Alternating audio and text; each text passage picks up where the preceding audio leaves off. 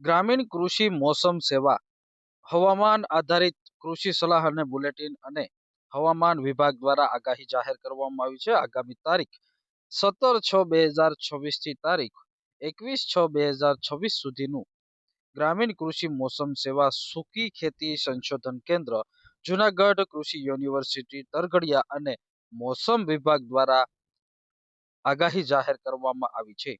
જેમાં ખાસ કરીને 5 જિલ્લાઓનું આગાહી જાહેર કરાઈ છે. જેમાં ખાસ કરીને પાછલા અઠવાડિયાનું રાજકોટનું હવામાન જાહેર કરાયું હતું. વરસાદની આગાહી નહિવત છે, પરંતુ હવામાન અને ભેજનું પ્રમાણ સતત જળવાઈ રહ્યું છે અને આગામી તારીખોમાં કૃષિ સલાહ અને કૃષિની માહિતી જાહેર કરાઈ છે.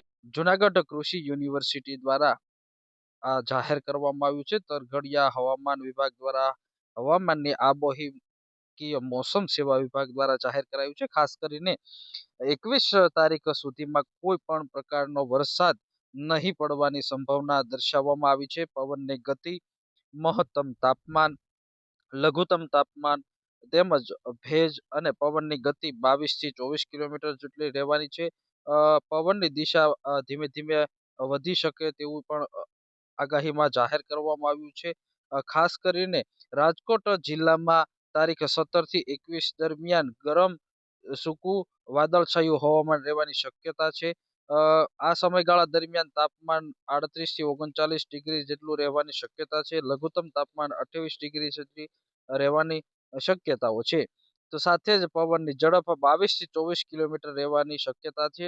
તો સાથે જ મોરબી જિલ્લાનું પણ આગાહી કરવામાં આવી છે. મોરબી જિલ્લાની અંદર તારીખ 17, 18, 19, 20 અને 21 સુધીમાં કોઈ પણ પ્રકારની વરસાદની આગાહી નથી કરવામાં આવી. આ સમય દરમિયાન વરસાદ નહીં પડવાની શક્યતાઓ હાલ જોવા રહી છે.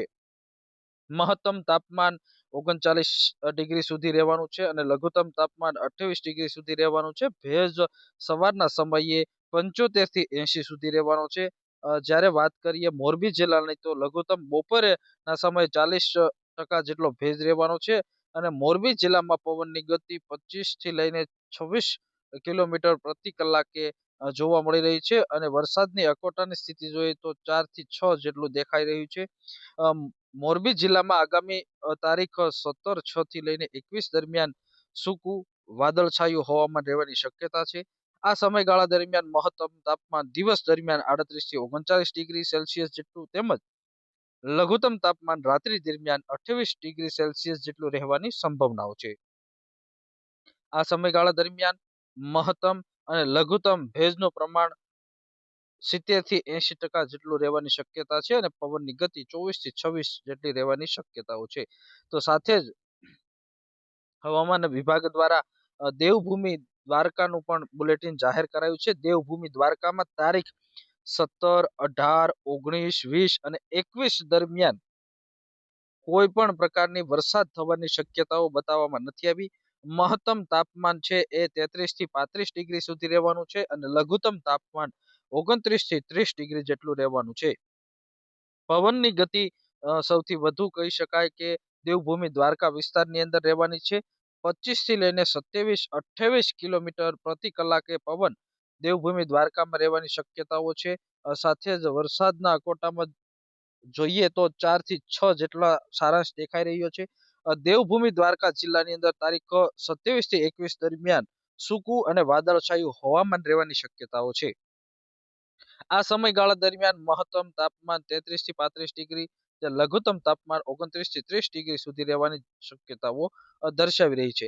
તો સાથે જ સુરેન્દ્રનગર જિલ્લાનું પણ બુલેટિન હાલ જાહેર કરવામાં આવ્યું છે. જેમાં સુરેન્દ્રનગર જિલ્લામાં તારીખ 17, 18, 19, 20 અને 21 તારીખ સુધીમાં હવામાન વિભાગ કહી રહ્યું છે કે વરસાદ કોઈ પણ જગ્યાએ, કોઈ પણ વિસ્તારમાં પડવાની શક્યતા હાલ દેખાઈ રહી નથી. મહત્તમ તાપમાન છે એ 38 થી 39 ડિગ્રી અને લઘુત્તમ તાપમાન છે 29 ડિગ્રી સુધી રહેવાની શક્યતાઓ છે. જ્યારે પવનની ગતિ જોઈએ તો 19 થી 22 કિલોમીટર પ્રતિ કલાકે દેખાઈ રહી છે. તો સાથે જ સુરેન્દ્રનગર જિલ્લામાં તારીખ 17 થી લઈને 21 દરમિયાન સૂકું અને વાદળછાયું હવામાન રહેવાની શક્યતાઓ છે. આ સમયગાળા દરમિયાન મહત્તમ તાપમાન 38 થી 39 ડિગ્રી અને લઘુત્તમ તાપમાન 29 સુધી રહેવાની અને પવનની દિશા છે એ 19 થી 22 કિલોમીટર રહેવાની શક્યતા છે. તો સાથે જ હવે અમરેલી જિલ્લાની વાત કરીએ તો અમરેલી જિલ્લામાં દિવસ જોઈએ તો 17 તારીખથી લઈને 21 તારીખ સુધીમાં કોઈ પણ વરસાદની શક્યતાઓ નથી. મહત્તમ તાપમાન છે એ 37 થી 38 ડિગ્રી, ત્યારે લઘુત્તમ તાપમાન 27 ડિગ્રી રહેવાની શક્યતા છે. ભેજનું પ્રમાણ 80%, એટલે કે સૌરાષ્ટ્રના સૌથી વધારે અમરેલી જિલ્લામાં ભેજનું પ્રમાણ જોવા મળી રહ્યું છે અને રહેશે તેવી શક્યતાઓ દર્શાવી રહ્યા છે. સાથે જ આગામી તારીખ 17 થી લઈને 21 તારીખ દરમિયાન અમરેલી જિલ્લામાં સૂકું અને વાદળછાયું હવામાન રહેવાની શક્યતાઓ છે. વાત કરીએ જામનગર જિલ્લાની, તો જામનગર જિલ્લામાં પણ તારીખ 17 થી લઈને 21 દરમિયાન કોઈ પણ વરસાદની શક્યતા રહેતી નથી. તાપમાન છે 36 ડિગ્રી રહેવાની શક્યતા, લઘુત્તમ તાપમાન છે એ 28 ડિગ્રી સુધી રહેવાની શક્યતાઓ છે અને પવનની ગતિ છે જે 24 થી લઈને 27 કિલોમીટર પ્રતિ કલાકે રહેવાની શક્યતાઓ દર્શાવ્યું છે.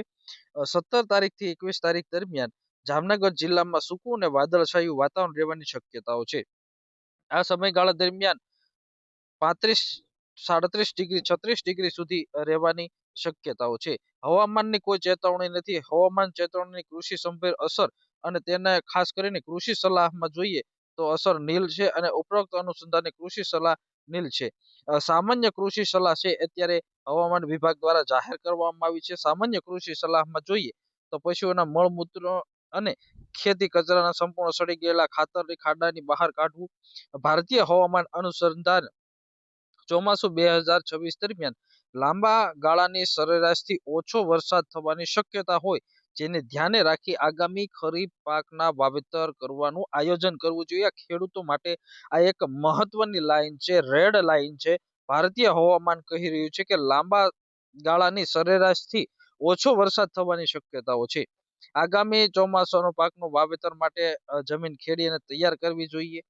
ચોમાસુ પાક માટે પાક પસંદગી, જાતનું બિયારણ, ખાતર, દવા સમયસર મેળવી લેવું જોઈએ અને ખરીફ પાકનું વાવેતર કરવા માટે ગુણવત્તાવાળું બિયારણ લાવવું ખૂબ જરૂરી છે. વરસાદમાં જોઈએ તો 21 થી 26 દરમિયાન સૂકું અને મધ્યમ વાદળછાયું વાતાવરણ તેમજ હળવો વરસાદ થવાની શક્યતા છે, જે હવામાન વિભાગનો આગોતરો વર્તારો છે. કોઈ ચોક્કસ કહી શકાતું નથી. અને મોબાઈલ સંદેશમાં જોઈએ તો મોબાઈલ સંદેશ છે એ એવું જણાવી રહ્યું છે કે ભારતીય હવામાન વિભાગ અનુસાર ચોમાસુ 2026 દરમિયાન લાંબા ગાળાની સરેરાશથી ઓછો વરસાદ થવાની શક્યતા હોય, જેને ધ્યાને રાખીને ખરીફ પાકના વાવેતર માટે જરૂરી આયોજન કરવું જરૂરી છે. સાથે જ ખેડૂત મિત્રોએ ખાતર, ખેડ ખાતર તૈયાર કરી રાખવા જોઈએ. બિયારણ પસંદગી કરી લેવી જોઈએ.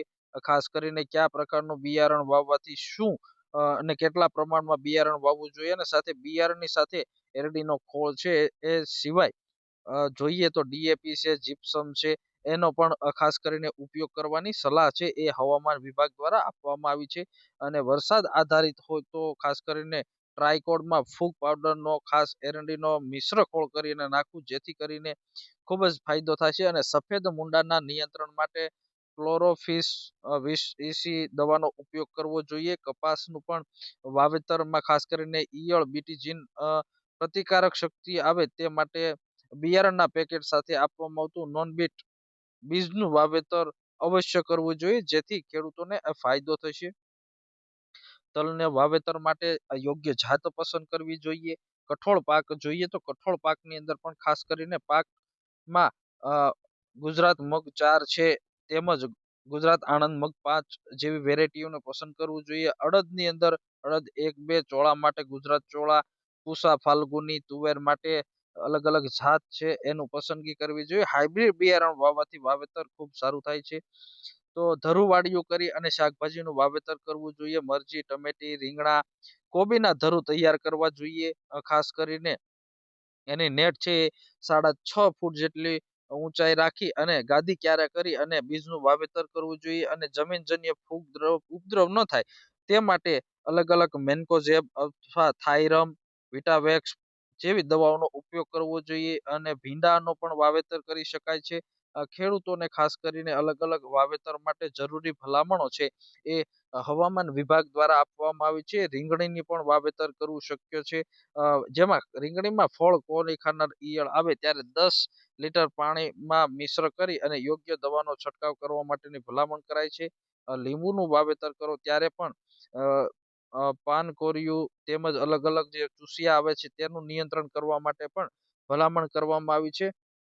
પશુપાલકો માટે તાપમાન વધારે રહેવાના કારણે પશુઓને દિવસ દરમિયાન છાંયડામાં રાખવા જોઈએ. મિનરલ મિક્સર યુક્ત પીવાનું સ્વચ્છ પાણીની વ્યવસ્થા કરવી. દુધાળા પશુઓને ઉનાળામાં ઠંડક આપે તેવો પાણીનો છંટકાવ કરવો જોઈએ. ખાસ કરીને લીલા ચારાનું પ્રમાણ વધારવું જોઈએ. સાથે જ અલગ અલગ પશુઓમાં જે રોગ આવે છે જેનું નિયંત્રણ કરવા માટે જરૂરી મિનરલ મિક્સર પાવડરની સાથે અલગ અલગ દવાઓ પણ પશુઓને આપવી જોઈએ. દુધાળા પશુઓને સૂકો ઘાસચારો ખૂબ જરૂરી છે. પશુઓને 6 થી 8 કિલોગ્રામ સૂકો ઘાસચારો જ્યારે 15 થી 20 કિલોગ્રામ લીલો ચારો એક દુધાળા પશુઓને આપવો જોઈએ. દુધાળા પશુઓને પ્રતિ લીટર દૂધની ઉપજ હોય તો તેમને નિયમિત 1 કિલોગ્રામ ફીડ પ્લસ 50 ગ્રામ ખનિજ તત્વોનું મિશ્રણ આપવાની ભલામણ પણ કરાય છે. વિટામિન એ તથા ડી પૂરક આપવા જોઈએ. સાથે જ અલગ અલગ જે ઘાસચારો છે જેમાં મકાઈનું વાવેતર કરી અને ખેડૂતો પોતાના પશુઓને પણ આપી શકે. મરઘા ઉછેર કેન્દ્ર માટે પણ ખાસ ભલામણ કરવામાં આવી છે. અને મોસમ સેવા દ્વારા 3 એપની ભલામણ કરાય છે, જેમાં મોસમ એપ છે જે જિલ્લા પ્રમાણે હવામાનની આગાહી અને ચેતવણી માટે છે. મેઘદૂત એપ છે જે હવામાન આધારિત કૃષિ સલાહ બુલેટિન માટે છે. અને દામિની એપ જે વરસાદ વીજળીની ચેતવણી માટેની છે, જે પણ ખેડૂતો ડાઉનલોડ કરી શકે છે. ડિજિટલ ખેડૂત સાથે તમારી ખેતીને આપો નવી દિશા. માહિતી, માર્ગદર્શન અને સફળતા હવે તમારી મુઠ્ઠીમાં. નમસ્કાર ખેડૂત ભાઈઓ, ડિજિટલ ખેડૂત ચેનલને સબસ્ક્રાઇબ કરો અને વધુ વિડિયોઝ જુઓ.